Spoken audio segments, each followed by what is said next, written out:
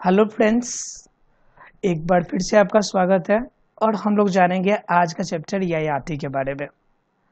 Friends, हम लोगों ने पीछे फर्स्ट चैप्टर हमने पढ़ा था धर्म योद्धा के बारे में। पीछे हमने चर्चा किया था, अगर लास्ट क्लास आपने देखा होगा तो हमने चर्चा किया था धर्म योद्धा के बारे में, जिसमें पद्मा की स्टोरी हमने देखी थी।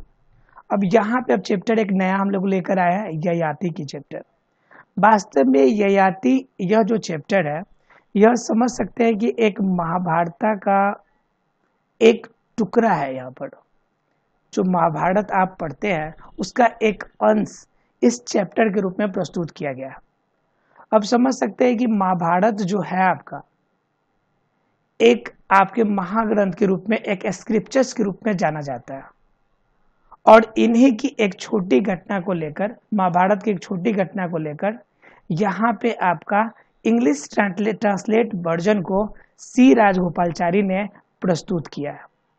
यह महाभारत को के इस अंश को इंग्लिश में ट्रांसलेट करके सी राजगोपालचारी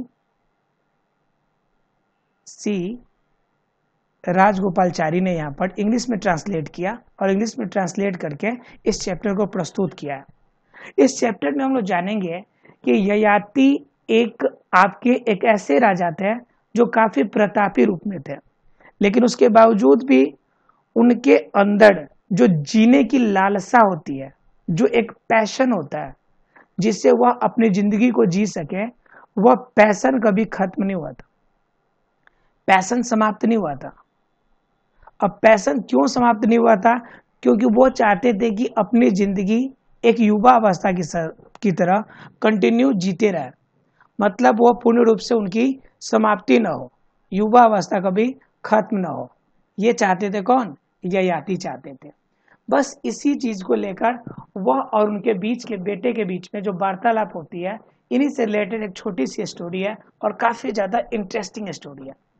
चलिए स्टार्ट करते हैं फ्रेंड्स। मैं राम सर आप लोग के साथ इस चैप्टर को आपके बीच रखने की कोशिश करते हैं और जानने की कोशिश करते हैं, उस भावनाओं में जाने की कोशिश करते हैं जिस भावनाओं में रखकर सी राजगोपालचारी ने इसे महाभारत के अंश को यहाँ पे प्रस्तुत किया है।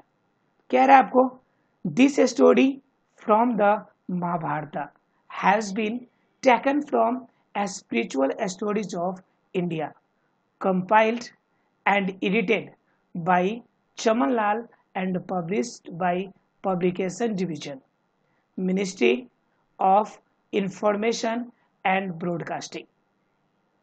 मतलब क्या कि यह आपका पब्लिकेशन डिवीजन और मिनिस्ट्री ऑफ इंफॉर्मेशन, अर्थात क्या कहते हैं कि आपका पब्लिक डिपार्टमेंट जो पब्लिकेशन डिपार्टमेंट है, उनके द्वारा आपको इसे क्या किया गया, प्रस्तुत किया गया है, जो कि गवर्नमेंट ऑफ इंडिया के द्वारा इससे क्या किया गया है, एडिट करके और इसे प्रकाशित किया गया है।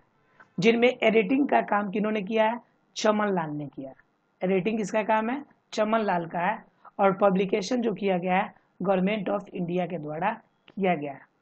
The story has been rendered in English by C Rajagopalachari. जो इंग्लिश में रेंडर्ड किया गया, व्याख्या किया गया है, वह किसके द्वारा किया गया है? सी राजगोपालचारी के द्वारा, अर्थात एडिटिंग चमन लाल के द्वारा और इंग्लिश में ट्रांसलेट जो है वह सी राजगोपालचारी के द्वारा किया गया है। ठीक है फ्रेंड्स, आगे की अगर बात करें हम लोग तो आगे क्या कहना चाहता है आगे क्या कहना चाहता है फ्रेंड्स कि work in small groups and discuss. आपको क्या करना है कि डिस्कस करने के लिए कहा जा रहा है कि आपस में आपको डिस्कस करना है, बातचीत पे डिस्कस करना है कि क्या कैसे है। तो इसमें क्या रहा है, which is the golden period of life, childhood, youth and old age, give reasons for your choice. क्या कह रहा है कि which is the golden period of life, आपके जिंदगी का गोल्डन पीरियड कौन सा है, आप किसे मानते हैं गोल्डन पीरियड? चाइल्डहुड को, यूथ को और ओल्ड एज को। किसे मानते हैं आप अपने जीवन का सबसे सुनहरा पल? आपको क्या करना है, उसके रीजंस भी बताने, यस इन और नहीं, फिर उसके रीजन भी बताने हैं। तो जनरली जो चाइल्डहुड होता है, जो स्टूडेंट लाइफ होता है बच्चों का, वह जो काल है उसी को जनरली गोल्डन एज कहा जाता है। इसे क्या कहा जाता है? गोल्डन एज, इसे कहा जाता है गोल्डन एज। गोल्डन एज इसलिए कहा जाता है क्योंकि इस समय जो बच्चे होते हैं, एक व्यक्ति बिल्कुल फ्री सीप में जीता है, फ्री सीप में जीता है, पहला नंबर। दूसरा नंबर, इसे कोई टेंशन नहीं होती क्या करना है क्या नहीं करना है। तीसरा नंबर, इस पे कोई बर्डन नहीं होता कि कैसे क्या करना है, कैसे जीना है। चौथा नंबर, कि इससे क्या होता है कि किसी के प्रति कोई भी किसी से दुश्मनी या किसी से द्वेष की भावना या किसी भी फॉर्म में कि एक दूसरे से किसी भी रूप में झगड़ा या कोई विवाद नहीं होता है। यानी कि 4 पार्ट इसके हैं जिनके आधार पर हमें क्लियर कर सकते हैं कि चाइल्डहुड जो होता है वो गोल्डन एज होता है। फ्री शिप रहने का समय, टेंशन फ्री रहने का समय, बिना बर्डन का जीने का समय, और साथ ही साथ क्या होते हैं, सभी के साथ वह एकता की भावना रख के, अर्थात की यूनिटी और फ्रेंडशिप की भावना रख के वह सभी के साथ जिंदगी जीता है। तो कह सकते हैं कि इस 4 फॉर्मुलेशन की वजह से हम चाइल्डहुड को गोल्डन एज के रूप में मानते हैं। इसे आपको अपने फ्रेंड के बीच में भी डिस्कस करना है। कह रहा why does man want to remain always young, क्यों एक व्यक्ति हमेशा युवा अवस्था में रहना चाहता है। क्योंकि यंग कंडीशन में आप अपने लाइफ का फुल एंजॉय करना चाहते हैं या फुल एंजॉय आप करते हैं, तो एक व्यक्ति के अंदर यह लालसा रहती है कि वो कंटिन्यू अपने लाइफ में एंजॉय करते रहे, इसलिए हर कोई चाहता है कि हमेशा वह यंग कंडीशन में बना रहे, अर्थात कि वह यंग रहे। इसलिए क्या कह सकते हैं हम कि आपका यंग आपका होना यह आपका एंजॉय करने के लिए ही होता है। इस वजह से लोग हमेशा क्या चाहते हैं कि लोग आपका यंग कंडीशन में ही रहे। क्लियर है फ्रेंड्स? तो हमने क्या देखा, हमने 2 क्वेश्चन देखे और दोनों पे आपको डिस्कस करना है। पहला आपको बताना है कि आपका कौन सा गोल्डन पीरियड है आपके अकॉर्डिंग। मैंने आपको एक चाइल्डहुड का एग्जांपल बताया। आपको देखना है अगर यूथ बेटर महसूस करते हैं, ओल्ड एज आपको लगता है कि बेहतर है, तो आप उसके अकॉर्डिंग आपस में डिस्कस कर सकते हैं। सेकेंड क्वेश्चन था कि लोग हमेशा यंग रहना क्यों चाहते हैं, क्योंकि ये एंजॉयमेंट का आपका फुली मूवमेंट होता है, इसलिए लोग इस एज को रहना, इस एज में रखना पसंद करते हैं। चलिए बात आते हैं चैप्टर पे, और चैप्टर क्या कहना चाहते हैं पॉइंट बाय पॉइंट समझने की कोशिश करते हैं। तो पहले पॉइंट का डिस्कस करेंगे हम लोग, और पहले पॉइंट का डिस्कस करेंगे यह चैप्टर आपका ययाति के अंदर। तो ययाति चैप्टर के अंदर क्या डिस्कस करेंगे वो देखिए। तो कह रहा है emperor Yayati was one of the ancestors. ध्यान रखिएगा, वन ऑफ द के बाद जनरली आपके प्लूरल यूज होते हैं। क्या यूज होते हैं? प्लूरल नाउन यूज होते हैं। तो याद रखना emperor Yayati was one of the ancestors of the Pandavas. Pandava के वंश के उनके पूर्वजों में से एक सम्राट ययाति थे। एक कौन थे? सम्राट ययाति थे, पांडव के पूर्वजों में से। He had never non defeat, जिसने अपनी जिंदगी में कभी पराजय ना देखी हो। जिस भी आपकी लड़ाई में लड़ा, जिस भी बैटल में पार्टिसिपेट किया, हर बैटल में उन्होंने क्या किया? विक्ट्री प्राप्त करी। हर बैटल में उनको विक्ट्री मिली, इसलिए कभी उसने डिफीट देखा ही नहीं। He followed the dictates of the Shastras, adored the gods and venerated his ancestors with intense devotion। क्या कह रहा है कि इनकी इस विक्ट्री के पीछे क्या राज था? He followed dictates the Shastras, जितने शास्त्र थे उनको इन्होंने क्या किया? डिक्टेट किया। साथ ही साथ adored the gods, इन्होंने भगवान के आपके रूल नियम को पालन किया। एंड venerated हिज एंसेस्टर्स, अपने पूर्वजों को पालन किया, आज्ञा पालन किया। विथ इंटेंस डिवोशन, एकदम त्याग और बलिदान के साथ। इस वजह से इन्होंने अपनी जिंदगी में हमेशा विक्ट्री प्राप्त किया, कभी इनको डिफीट प्राप्त नहीं हुआ। कह रहे हैं he became famous as a ruler devoted to the welfare of his subject. वह इस रूप में विख्यात हुए, एक ऐसे शासक के रूप में विख्यात हुए, devoted to the welfare of his subject, जो अपने भलाई के लिए ही, अपने सब्जेक्ट, अपने विषय या अपने बारे में अपनी भलाई के लिए ही वह हमेशा त्यागी थे या अपने भलाई के बारे में ही सोचने या जानने की कोशिश करते थे। अभी तक हमने देखा फर्स्ट पॉइंट में कि इंपेरर ययाति पांडव के एक एंसेस्टर थे और एंसेस्टर की क्या थे, एंसेस्टर थे और इन्होंने अपनी जिंदगी में कभी विक्ट्री आपका डिफीट नहीं देखा, यानी हार नहीं मानी, हमेशा इनको जीत मिला। यह वेद शास्त्र के अनुसार काम करते थे, लोगों के नियम कानून को पालन करने की कोशिश करते थे। इनके वजह से इनको हमेशा क्या था, आपका इनको कामयाबी मिलती थी। लेकिन सबसे बड़ी प्रॉब्लम क्या थी कि यह इसलिए फेमस हो गए थे कि यह हमेशा अपनी भलाई को पहले प्रायोरिटी देते थे। हमने फर्स्ट पॉइंट में ये जानने की कोशिश करी। अब बात आती है सेकेंड पॉइंट की। कह रहा है कि ही बिकेम प्रीमैचुरली ओल्ड, वह समय से पहले ही, प्रीमैचुरली ओल्ड का मतलब होता है, प्रीमैचुरली मतलब मैचुरली, ध्यान से अगर समझिएगा तो आप क्या होगा कि वर्ड्स को आसानी से याद भी रख पाएंगे। क्या कह रहा है, प्री मैचुरली, मैच्योर का मतलब होता है प्रौढ़ावस्था, मैच्योर का मतलब क्या होता है प्रौढ़ावस्था, और प्री का मतलब क्या होता है पहले, मतलब क्या प्रौढ़ अवस्था आने से पहले, यानी बूढ़े होने से पहले ही इनको ओल्ड एज प्राप्त हो गया था। बात समझ में आ रही है। कह रहा है ही बिकेम प्रीमैचुरली ओल्ड, समय से पहले ये बूढ़े हो गए थे, by the curse of Shukracharya for having wronged his wife Divyani.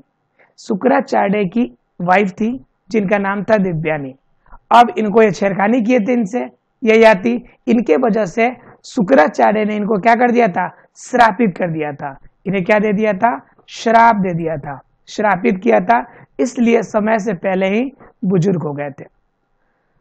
In the words of the poet of the Mahabharata, Mahabharata के कवियों के शब्दों में अगर कहे तो क्या कहे, Yayati attained that old age which destroys beauty and brings on miseries, मतलब क्या उनकी सुंदरता क्षय हो गई और वह उनकी स्थिति दयनीय हो गई।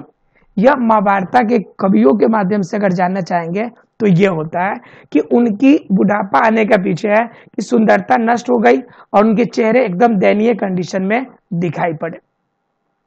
It is needless to describe, इन बातों को डिस्क्राइब करने की आवश्यकता ही नहीं है, इन बातों को वर्णन करने की जरूरत ही नहीं है।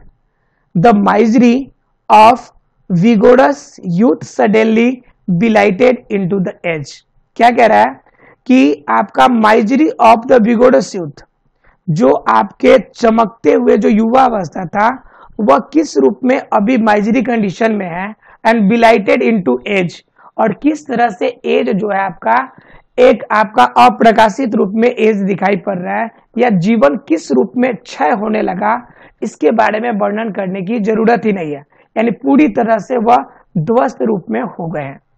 Weird the hoarders of loss and accentuated by pangs of recollection, अब क्या हो गया कि where the hoarders of the loss, उनके मन में जो खोने की आतंक था उनसे वो आतंकित थे, एंड पैंग्स ऑफ रिकलेक्शन, और उनके पास काफी ज्यादा यादें थी।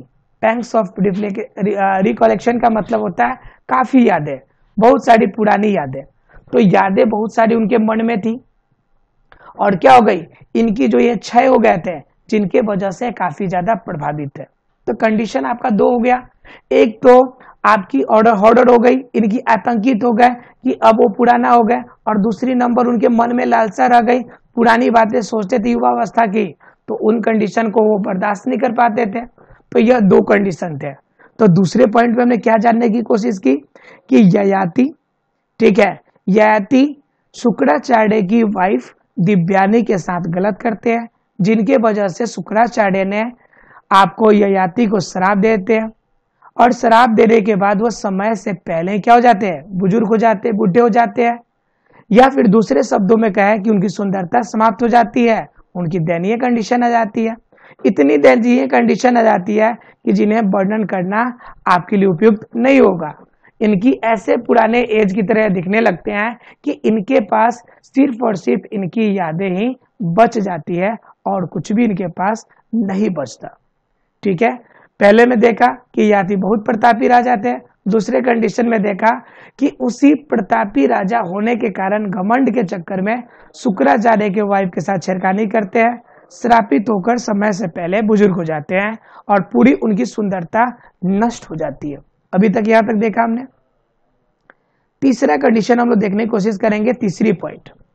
तीसरा क्या कहता है, Yayati who found himself suddenly old old man. कह रहा है ययाति जो बहुत जल्दी ही बुजुर्ग अवस्था को प्राप्त कर लिया, बुढ़े कंडीशन में आ गया, was still haunted by the desire, लेकिन उनके मन की लालसा अभी भी तृप्त नहीं है, उनके अंदर बरकरार है। फॉर सेंसुअल इंजॉयमेंट, उनके संवेदना पूर्वक जो उनके अंदर आपकी प्लीजर या फिर खुशी या आनंद लेने की जो इच्छा है उनके अंदर अभी भी बरकरार है। समय से पहले बुढ़ापा आ गया तो उनकी डिजायर तो पूरी हुई नहीं, अब वह डिजायर उनके अंदर जो सेंसुअल एंजॉयमेंट की जो डिजायर है, जो उनके अंदर अपने जिंदगी के आपके पल को आनंद लेने का जो चीज है वह उनके अंदर यह बरकरार है आज भी। He had 5 beautiful sons। अब थोड़ा सा उनकी बातों को देखते हुए अब उनके बारे में थोड़ा और जानने की कोशिश करते हैं कि जो ययाति है उनके 5 बेटे और पांचों के पांचों बहुत सुंदर है। ऑल वर्चुअस, सभी गुणी हैं, एंड एकम्प्लिस्ड, सब ज्ञानों के भंडार और गुणी हर तरह से परिपूर्ण है। लेकिन क्या ययाति कॉल्ड देम, ययाति ने उन सबको बुलाया, एंड एपियर्ड पिटियसली, अर्थात की दया मांगते हुए, अर्थात की एकदम गिड़गिड़ाते हुए उनसे अपील की, टू दियर अफेक्शन, अपने ममता के आपकी वादे देते हुए, वह एकदम दया का भीख मांगते हुए उन सबको बुलाकर कहते हैं, the curse of your grandfather Shukracharya, Shukracharya तुम्हारे ग्रैंडफादर के आपके श्राप के कारण has made me unexpectedly and prematurely old, मैं समय से पहले और इच्छा से पहले मैं बुजुर्ग हो गया। I have not had my fill of the joys of life. क्या कर रहा है, आई हैव नॉट हैड, ध्यान रखिएगा हैव और हैड दोनों चीज यहां पे दिए हुए हैं, तो आप ये ना समझेंगे कि यह सेंटेंस गलत है। आई हैव नॉट हैड का मतलब हो गया कि आई और हैव यह आपका हेल्पिंग वर्ब में यूज हो गया, और इसके बाद हेल्पिंग वर्ब जब हैव लगता है तो इसके साथ वर्ब का तीसरा फॉर्म लगता है, तो यहाँ पे जो हैड लगा है यह वर्ब 3 लगा हुआ है, यानी आई हैव नॉट हैड, इसका मतलब क्या हो गया, मैंने वो चीज नहीं पाया। ठीक है, क्या नहीं पाया, आई have not had my feel of the joys of life, मैंने जिंदगी के खुशी के वह पल था उसे मैं पा न सका, नहीं पाया। For not knowing what was in store for me, कि मेरे युवावस्था में क्या क्या अच्छे चीज थे, क्या क्या मेरे जीवन में भंडार थे, उनको आनंद को मैं ले नहीं पाया। आई लाइव्ड अ लाइफ ऑफ, ध्यान रखिएगा 2 वर्ड होते हैं, एक होता है आपका लाइफ, लाइफ वर्ब के रूप में यूज होता है यानी कि जीवन जीना, एक होता है लाइफ। ठीक है, इसके फॉर्म में होते हैं नाउन के फॉर्म में, तो ये याद रखना है। जैसे यहाँ पे आई लाइव्ड, ठीक है, मैंने जीवन जिया, I lived a life of restraint, denying myself even lawful pleasures। क्या कह रहा है कि आई लाइव्ड अ लाइफ रिस्ट्रेंट, मतलब कि आपका संकुचित जीवन मैंने जिया, denying मतलब तिरस्कार पूर्ण, मैंने खुद से अपने आप को तिरस्कार पूर्ण जीवन जिया, इवन लॉफुल प्लेजर, कुछ आनंद भी आया तो बिल्कुल एकदम संकुचित रूप में, कम अवसर पे हमें आनंद प्राप्त हुआ, मैंने अपनी जिंदगी को बेहतर तरीके से जिया ही नहीं, हमारे जिंदगी में क्या था इसका आनंद हमने लिया ही नहीं। One of you out to bear the burden of my old age and give his youth in return. वह 5 बेटों से कह रहा है कि आप 5 में से कोई मेरा जो बूढ़ा का एज है वो ले लो और अपना युवापन मुझे क्या कर दो, दे दो, मुझे अपने युवापन मुझे सौंप दो। He who agrees to this and bestows his youth on me will be the ruler of my kingdom। क्या कह रहा है? He who agrees, जो कोई भी इस बात से समर्थ हो जाएगा, टू दिस, मेरे इस बातों से समर्थ हो जाएगा, एंड बेस्टॉज हिज यूथ, और अपने युवापन को मुझे सौंप देगा, ऑन मी, मुझे सौंप देगा, will be the ruler of my kingdom, मेरा जो अगला साम्राज्य का जो राजा होगा हम उसी को बनाएंगे राजा। जो बेटा हमें अपनी युवापन मुझे सौंप देगा और मेरा बुढ़ापन ले लेगा, मैं उसी को अपना क्या करूंगा, अपना किंगडम मैं उसी को दूंगा, अपना साम्राज्य मैं उसी को दूंगा। आई डिजायर टू इंजॉय, मेरी इच्छा है कि मैं अपने जीवन का आनंद लूं, in the full vigour of youth, पूरे युवा अवस्था में रह के अपनी जिंदगी का पल में जीऊं। कौन कह रहा है? ययाति कह रहा है। किससे? अपने बेटों से। 5 बेटे थे, पांचों के सुंदर सुंदर, और पांचों बेटे हर तरह से परिपूर्ण थे। उन बेटों से कह रहा है कि आप पांचों में से जो हमें अपना युवापन दे देगा, हम उसी को क्या बनाएंगे, उसी को इस देश का, इस राज्य का, साम्राज्यों से सौंप देंगे। और साथ ही साथ क्या है कि यह कंडीशन जो है इसलिए है कि इस कंडीशन में आने के बाद हमने अपनी जिंदगी सही तरीके से जिया ही नहीं, इसलिए मुझे क्या करना है, हमें, आपको क्या चाहिए कि हमें अपनी जिंदगी जीनी है, हमें अपनी क्या करनी है, जिंदगी जीनी है। इसकी बात कौन कह रहा है? ये कहना चाहते हैं ययाति। अब ययाति कहना चाहते हैं तो आगे देखिए। अब देखिए पांचों बेटे में देखिए पहला क्या कह रहा है, चौथे नंबर पॉइंट में देखते हैं। ही फर्स्ट आस्क्ड हिज इल्डेस्ट सन, सबसे पहले जो सबसे बड़ा बेटा था, इल्डेस्ट सन, उनसे कहा, टू डू हिज बाइडिंग, अपने बातों को, अपने वक्तव्य को उनके सामने रखा।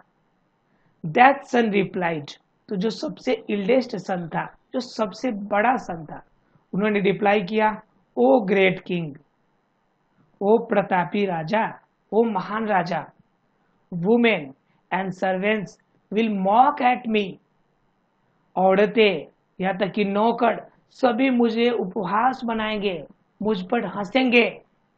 If I were to take upon myself your old age, अगर मैं बुढ़ापा आपका ले लिया, आपका अगर मैंने ओल्ड एज ले लिया, तो लोग क्या करेंगे, लोग मेरे पे हंसेंगे। कौन कौन हंसेंगे?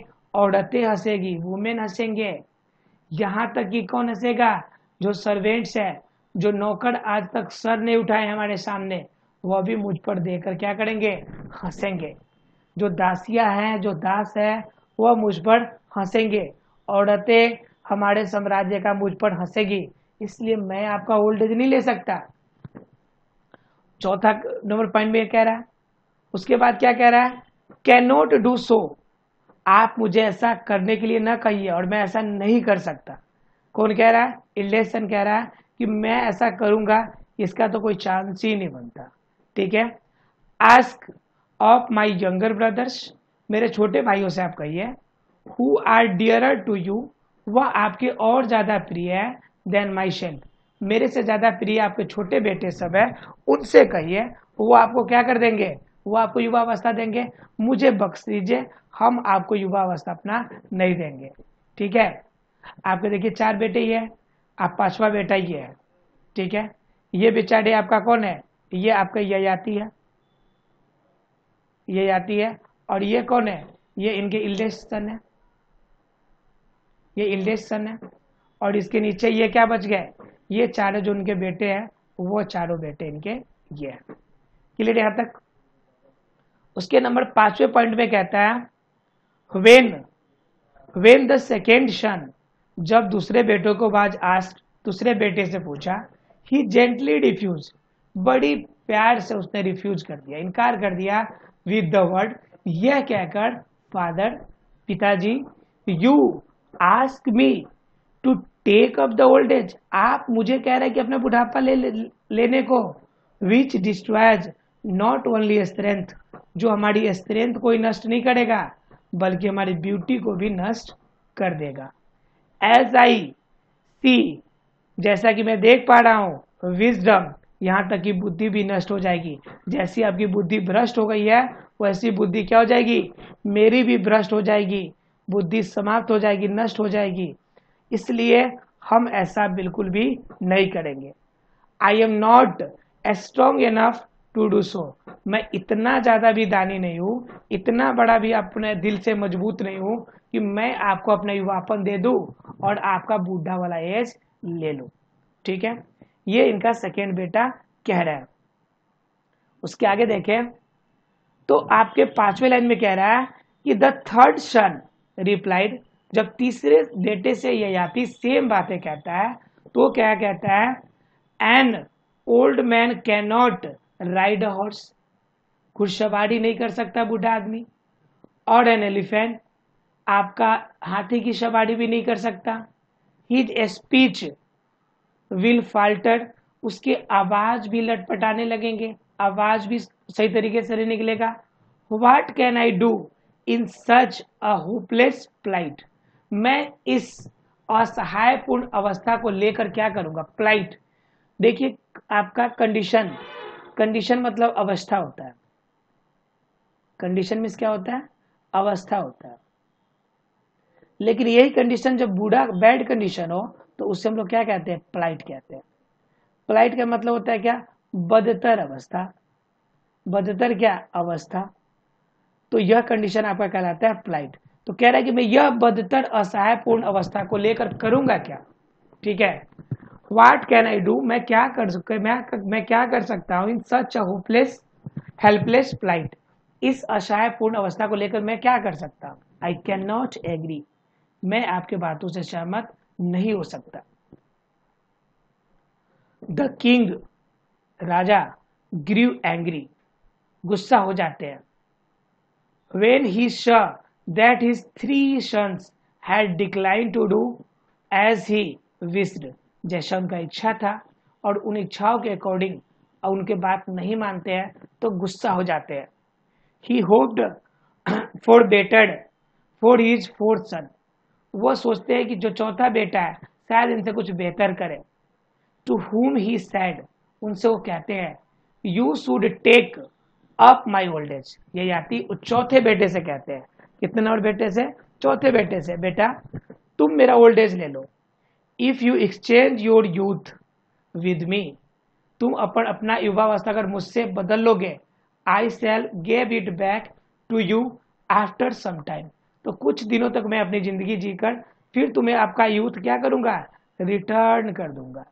ठीक है, and take back the old age, और फिर मैं अपना बूढ़ा एज ले लूंगा, with which I have been cursed, जो मैं श्रापित ओल्ड वाला एज है उस ओल्ड एज को मैं वापस ले लूंगा। लेकिन कुछ दिनों तक मुझे अपनी जिंदगी जीने के लिए अपना बुढ़ापा सॉरी युवावस्था क्या कर दो, दे दो। किससे कह रहा है, अपने चौथे बेटे से कह रहा है। 3 बेटे ने इनकार कर दिया, चौथे बेटे से इन्होंने पूछा है, अब ये क्या कहेंगे इनकी जानकारी आगे देखेंगे हम लोग। तब तक पहले हम लोग देखेंगे ब्रीफ क्वेश्चंस को, कि ब्रीफ क्वेश्चन क्या कहना चाहता है और इनके आंसर हम कैसे दे सकते हैं।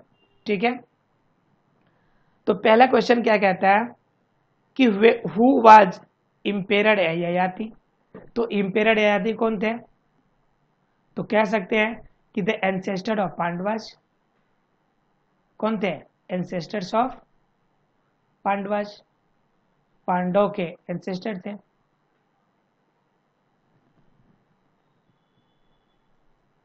कौन थे, एंसेस्टर के आपके पांडव के,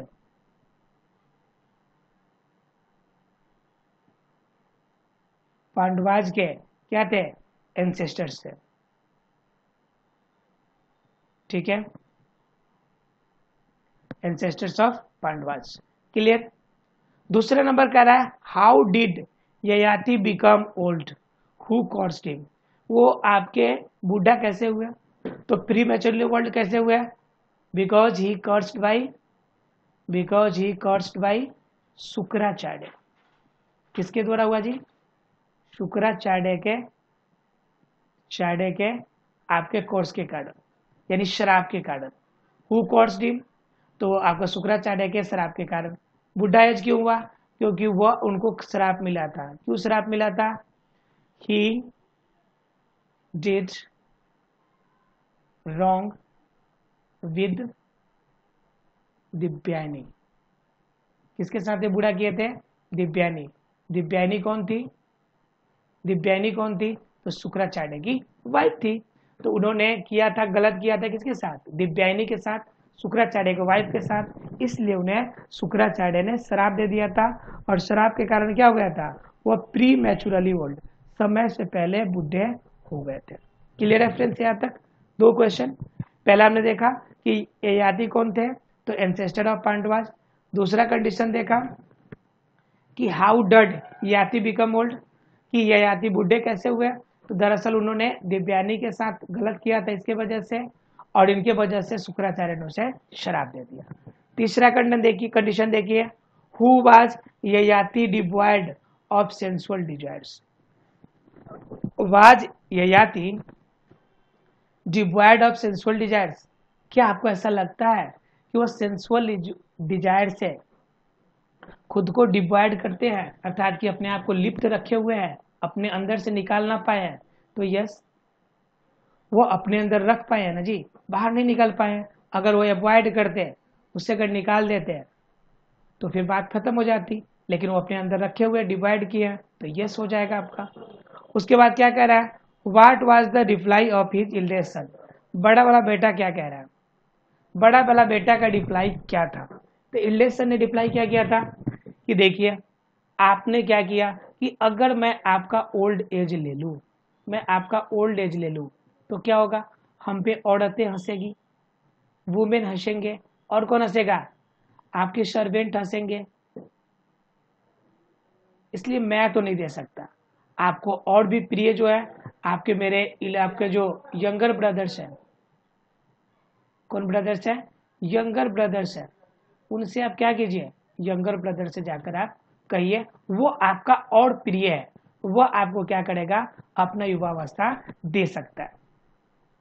पांचवा नंबर कह रहा है, वाई डिड बिकम एंग्री, यानी कि ययाति गुस्सा क्यों होते हैं, जब कब गुस्सा होते हैं, व्हेन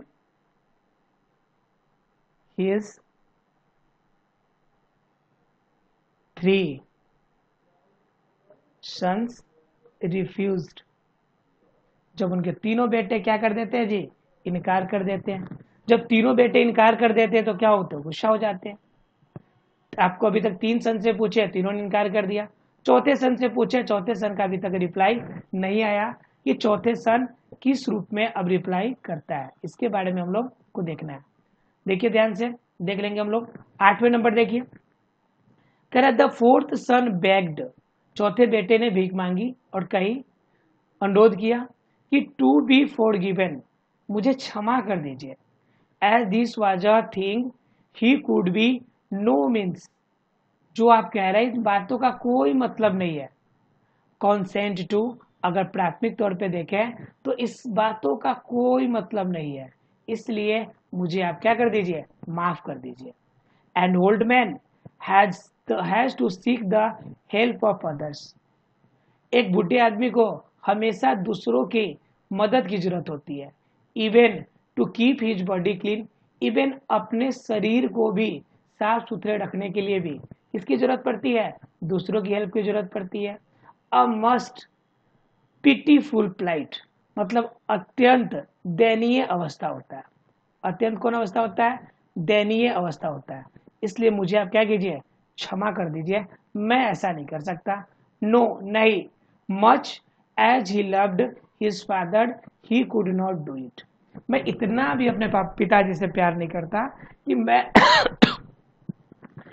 ऐसा कर सकूं, मैं इतना भी अपने पिताजी से प्यार नहीं करता कि मैं ऐसा कर सकूं, मैं इतना भी अपने पिताजी से प्यार नहीं करता कि मैं ऐसा कंडीशन काम कर सकता हूं। तो इन्होंने भी फोर्थ ने भी मना कर दिया। 4 बेटे अभी तक थे, चारों के चारों क्या कर चुके हैं, चारों के चारों मना कर चुके अभी तक, कि नहीं किसी ने भी ये कंडीशन ना लिया कि हाँ भाई चलो हम मान लेते हैं आपका बात, सबने मना कर दिया। ययाति वाज स्ट्रक, बड़ा झटका लगा इनको। With sorrow at the refusal of the 4 sons. 4 बेटों ने इनकार कर दिया। अब इनको बड़ा जोड़ का झटका लगा। ही पॉज्ड फॉर सम टाइम, वह कुछ समय के लिए थम सा गया, बिल्कुल शांत हो गया। क्यों? क्योंकि बड़ी आघात पहुंचा कि इतने बच्चों को हमने प्यार किया और सारे बेटों ने मुझे इनकार कर दिया। एंड देन सप्लिकेटेड हिज लास्ट सन, इसलिए उन्होंने बिल्कुल अंततः अपने सबसे छोटे बेटे से यह बात करने की कोशिश की। Who had never yet oppose his wishes, जिसने आज तक कभी उनके बातों को इनकार नहीं किया, उनकी इच्छा से विरोध उन्होंने कुछ भी नहीं किया। यू मस्ट सेव मी, अब तुम ही मुझे बचा सकते हो। ये याति कह रहे हैं सबसे यंगर ब्रदर्स, यंगर सन से, कि अब बेटा तुम ही मुझे बचा सकते हो। I have got this old age, मैंने इस बुढ़े एज को प्राप्त किया। विथ इट्स रिंकल्स, ये जो झुड़िया है, डेबिलिटी एंड ग्रे हेयर्स, जो असहायपूर्ण है और जो बूढ़े बूढ़े बाल है। As a result of the curse of Shukracharya, यह सब किसके कारण है? शुक्राचार्य के शराब के कारण। I can not bear it, मैं यह सहन नहीं कर सकता। If you take upon yourself, अगर तुम इसे अपने पास ले लो। इफ दीज इन्फॉर्मेटिज, यानी इन सभी कमियों को अगर तुम ग्रहण कर लो, ले लो। I shall enjoy life for just a while, मैं कुछ पलों के लिए अपने जीवन का आनंद लूंगा और आनंद लूंगा। And then give you back your youth, और फिर मैं तुम्हें तुम्हारा युवापन वापस कर दूंगा। And resume my old age, और मैं फिर अपने बुढ़ापे के एज को वापस ले लूंगा। एंड ऑल इट्स सोरो, और साथ ही साथ इनसे रिलेटेड सभी दुखों को मैं अपने साथ ले लूंगा। क्या कह रहा है ये? कि Puru do not refuse as your elder brothers have done. ये छोटे बेटे का नाम है पुरु। क्या नाम है? पुरु। ये कह रहा है बेटा तुम उस तरह से इनकार नहीं कर देना जैसे तुम्हारे बड़े भाइयों ने, चारों जो बड़े भाई थे, इन चारों भाइयों ने जिस तरह से हमें इनकार किया है, तुम ऐसा न करना बिल्कुल भी। ठीक है? क्या कह रहा है उसके बाद? Puru, Puru the youngest son, moved by filial love, moved by filial love, said, Father, I gladly give you my youth and relieve you of the sorrows of old age and the cares of the state. मैं दोनों काम करने के लिए तैयार हूं। बिल्कुल प्यार से उनकी तरफ मुड़ा और कहा कि फादर, पिताजी, I gladly give you my youth, मैं खुशी पूर्वक आपको ये अपना युवापन दे रहा हूं, आपको ये युवापन खुशी पूर्वक दे रहा हूं। And relieve you of the sorrows, और आपको आपके दुखों से मैं मुक्त कर रहा हूं। ऑफ ओल्ड एज, इस बुढ़ापे के जो दुख है उससे दूर कर रहा हूं। साथ ही साथ and the cares of the state, ठीक है, मैं इस स्टेट के भी आपकी केयर करने के लिए तैयार हूं। बी हैप्पी, खुश हो जाइए आप। इल्डेस्ट जो ब्रदर, आपका यंगेस्ट जो ब्रदर था, सबसे ज्यादा प्यार करते थे अपने पिताजी को, उन्होंने कहा भाई मैं खुशी पूर्वक आपका बुढ़ापा लेने के लिए भी तैयार हूं। बेटा ऐसा होना चाहिए। उसके बाद क्या? हियरिंग दीज वर्ड्स, इन शब्दों को सुनने के बाद Yayati became a youth, Yayati क्या हो गया? यूथ हो गया। Puru who accepted the old age, जिसने क्या कर लिया? उनके बुढ़ापे वाले एज को उन्होंने ग्रहण कर लिया। ऑफ हिज फादर, यानी अपने पिता के जो बुढ़ापे एज थे से ग्रहण कर लिया। रूल्ड द किंगडम, और साम्राज्य पे रूल किया। एंड एक्वायर्ड ग्रेट रिनोन, और एक बहुत ही एक नया विख्याति, एक नया ख्याति उसने प्राप्त किया। लोगों के बीच एक नए चर्चे के रूप में वह निकलकर सामने आया। Yayati enjoyed life for long and not satisfied, काफी दिनों तक, काफी लंबे समय तक ययाति ने अपनी जिंदगी जिया, बट नॉट सेटिस्फाइड, लेकिन संतुष्ट नहीं हुआ। Went later to the garden of Kubera, इन बीच, बाद में वो कुबेर के बगीचे में गए, कुबेर के गार्डन में गए। And spent many years with an apsara maiden, ठीक है। अप्सराओं के साथ उन्होंने अकेले में काफी लंबा समय बिताया। After long years spent in when, बहुत लंबे समय उन्होंने आपको इन्वेन कर लिया, बेकार कर दिया। एफर्ट्स टू क्वेंच डिजायर, यानी अपने इच्छाओं को पूरा करने के लिए। बाय इंडल्जेंस, यानी कि अपनी तृप्ति के लिए। The truth down on him, यानी कि लेकिन जो सच्चाई थी वह उनके साथ आना ही था। और क्या हुआ, रिटर्निंग टू द पुरु, और बाद में जब देखा उनकी इच्छाएं पूरी नहीं हो पा रही थी, बहुत कोशिश किया फिर भी इच्छाएं पूरी नहीं हुई, तो फिर रिटर्निंग टू द पुरु, वो पुरु के पास अपने सबसे छोटे बेटे के पास आए और कहे, ही सेड, वो कहे कि डियर सन, मेरे प्रिय बेटे, sensual desire is never quenched. ये सबसे इंपॉर्टेंट लाइन है पूरी चैप्टर की। Sensual desire is never quenched, sensual desire जो होती है कभी समाप्त नहीं होती है। बाय इंडल्जेंस, लालसाओं से कभी पूरी नहीं होती है। Any more than fire is by pouring of ghee in it, ठीक उसी प्रकार ये होता है जिस प्रकार आग में घी डालना। हम आग को घी डालकर अगर बुझाने की कोशिश करें तो कभी नहीं बुझता।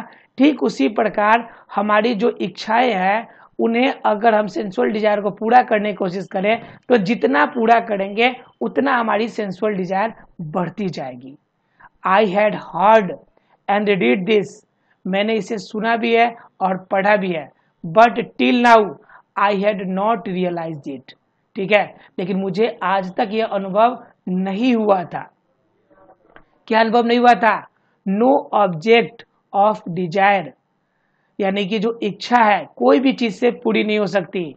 कॉर्ड, ना अनाज से, ना गोल्ड से, ना किसी जीव जंतु मवेशी से, एंड वुमेन, ना ही किसी औरत से। Nothing can ever satisfy the desires of a man, एक आदमी की जो इच्छाएं है वह किसी भी चीज से पूरी नहीं की जा सकती, पूरी नहीं होती है।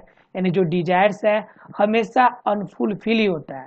इसलिए आप अपने डिजायर्स को फुलफिल करने की कोशिश ना करें। We can reach peace only by the mental poise beyond likes and dislikes, जब हम अच्छाई और बुराई से परे होकर, जब अच्छाई और बुराई से परे होकर जब मस्तिष्क या दिमागी रूप में शांति पाना चाहते हैं तो वही हमारी डिजायर्स की सबसे अच्छी तृप्ति मानी जाती है। Such is the stage of ब्राह्मण, जिस तरह से एक ब्राह्मण एक सन्यासी का रूप होता है वह डिजायरों से मुक्त होता है, वह अपनी इच्छाओं से विमुक्त होकर सन्यास लेता है। टेक बैक योर यूथ, तुम अपना युवापन ले लो बेटा। And rule the kingdom wisely and well, युवापन भी ले लो और पूरे किंगडम पर भी तुम बुद्धिमानी पूर्वक राज करो। With these words Yayati took back his old age, Yayati ने अपना बुढ़ापा एज ले लिया। Puru who regained his youth, जिन्होंने अपना युवापन फिर से वापस प्राप्त किया। Was made king by Yayati, Yayati के द्वारा राजा बनाया गया। Who retired to the forest, वह आपका गृह त्याग कर जंगल को चल दिए। He spent his time there in austerities and in due course attend haven, ठीक है। और इस तरह से वह आपका अपनी बाकी की जिंदगी जो थी वह तपस्या में आपका बिताए और आपका स्वर्ग का मार्ग उन्होंने प्रशस्त किया।